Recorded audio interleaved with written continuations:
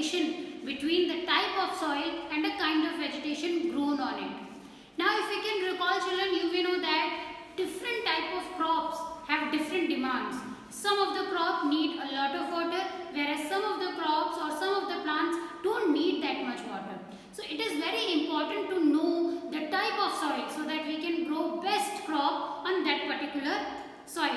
If there is this slide in which there is written we need to know soil. Why? Because if I want to grow tomato, so I would need to know the soil, because tomato cannot grow on all the soil.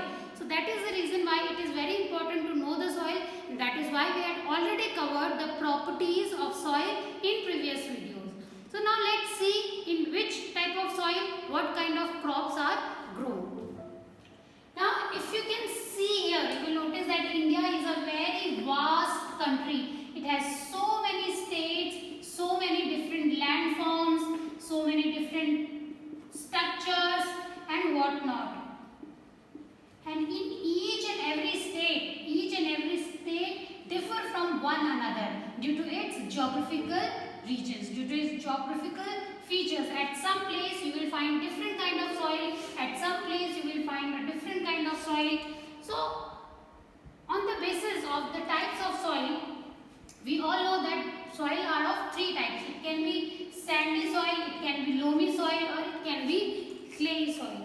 Now in each and every state you will not find the same type of soil. For example, if you go to Bihar, the soil that you will see in Bihar will be entirely different from the soil that you will find in Rajasthan. Yes, due to the difference in the temperature, due to difference in climatic factors, because every state has different climatic conditions. So these climatic conditions are responsible for the types of soil present in that particular state. So that is why at different places you will find, at some place you will find clay soil, and some place you will find loamy, whereas in some places you will find the sandy soil. Now let us see what are those climatic factors which affect the type of soil. Now the very first factor is wind. Okay, so wind largely affect the type of soil which will be present in that particular area.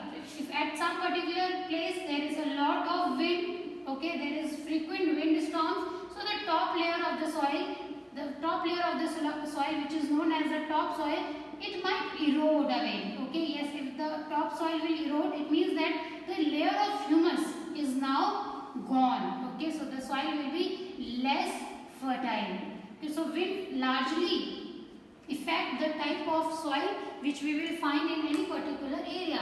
And the another most important climatic factor is rain. Okay, so as we all know that in the withering process also rain causes the breaking of big rocks.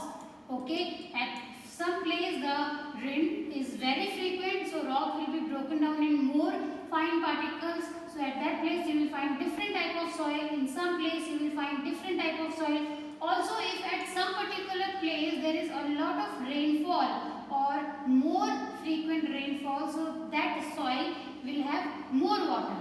Whereas in some places where there is less rainfall, it means that there the soil will have less water in it. So it will be suitable for the crops which need less water. Okay, so that is why rainfall also largely affect the type of soil. The next is humidity. So humidity also affects the type of soil that you will find in any particular area. If there is a lot of humidity means the presence of water vapors. Present H2 is water. So when water converts into vapors, it is known as water vapors. So if there is a lot of air content in the atmosphere, it means the temperature or that particular area is highly humid. It has high humidity. Okay, so in that particular area the soil will have more water content. Similarly, if there is at some places there is less humidity, the soil will be comparatively dry.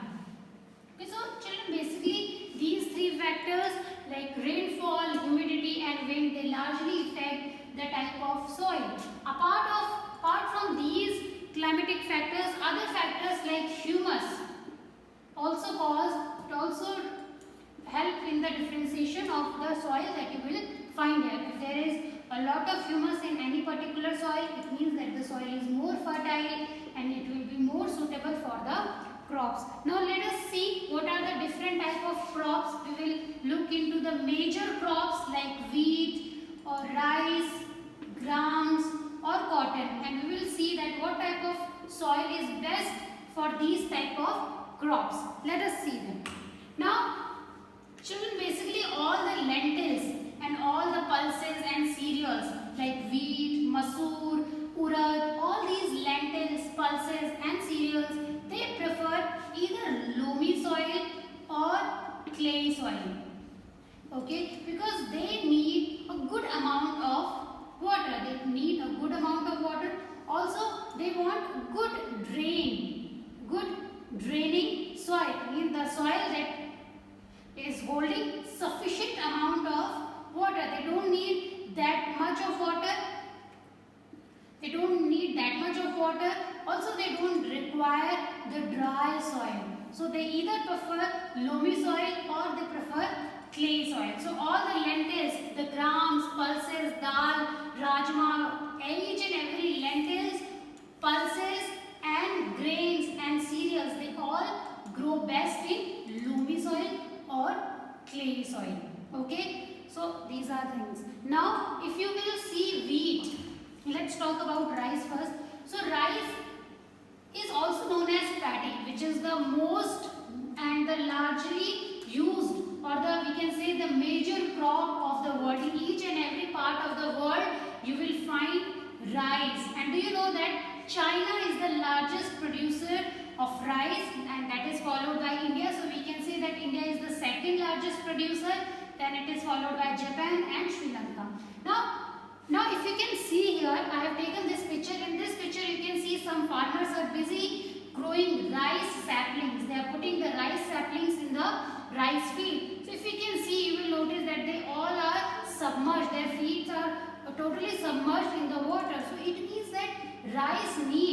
means that rice needs a lot of water. Rice crop need a lot of water. So is it not better? Don't you think that it is better to grow rice in a type of soil which will retain more water? Yes or not? So because rice needs a lot of water, so we will prefer growing rice in a type of soil which will retain a lot of water, or which can absorb a lot of water, or which stops the percolation of water, or we can say that it percolates less water.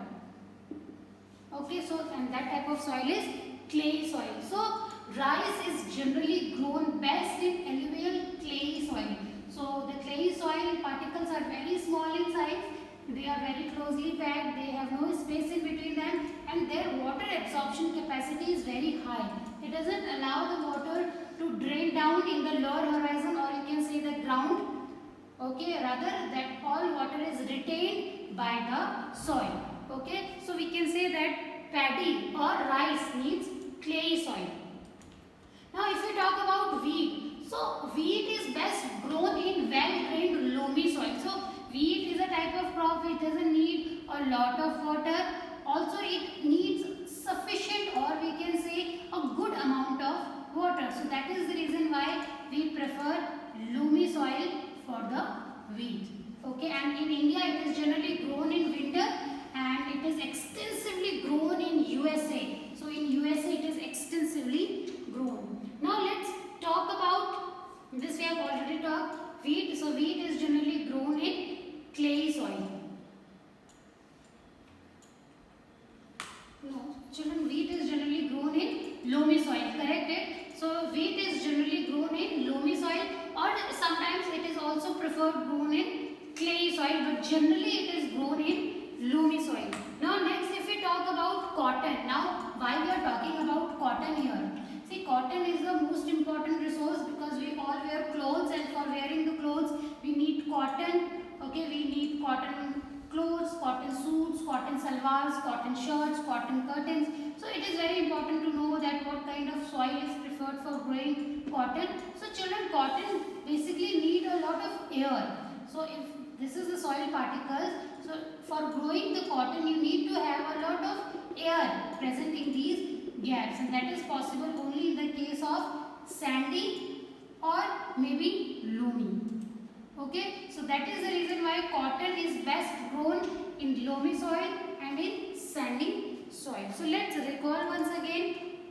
So the crops like wheat, gram and paddy, they need either clay soil or they need either loamy soil. So generally wheat and gram, they need loamy soil, whereas paddy is best grown in clay soil. Also if we talk about cotton, so cotton is best grown in sandy soil or in loamy soil. It cannot grow well in clay soil.